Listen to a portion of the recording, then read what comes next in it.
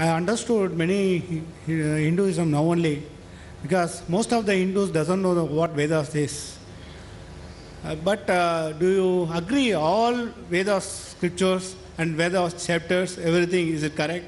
Then some section of the people in Hindu only learning that Vedas. Not many Hindus are learning, they are not allowed to learn. But those religion leaders also not practicing the same what Vedas says. Is it correct? Then why they are doing like that? Please answer me. Thank you. Good, that's a good question. The first question was, do I believe with everything what the Vedas say? Point number 2, the Vedas, only a selected few Hindus, learned people, they read, others are prevented from reading. Why? Point number 1, do I believe in everything of the Veda?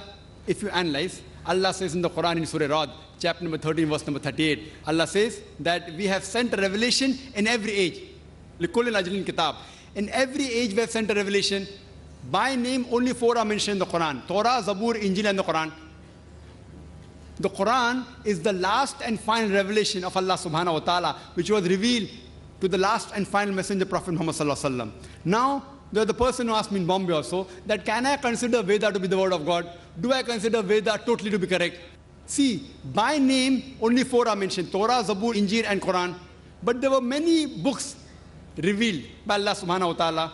Now, regarding Veda, can I consider it the word of God? Since Veda is not mentioned by name in the Quran or in any authentic hadith, I cannot say for sure that it is the word of God. I can say maybe it is, maybe it is, maybe not. But even if Veda was the word of God, it was meant for those people and for that time. Today, we have to follow the last and final revelation, that is the glorious Quran, for the whole of humankind.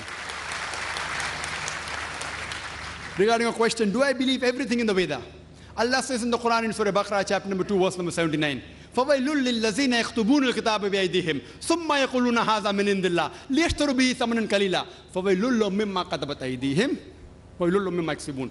Woe to those who write the book with their own hands and then say this from Allah, to traffic with it for a miserable price. Woe to those for what they earn, woe to those for what they write. Now we realize that all the previous scriptures of Almighty God, by the passage of time, they have got corrupted.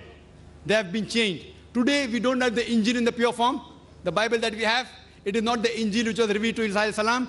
They have changed in passage of time. So even if Veda was the word of God, today, it has not maintained its pure form.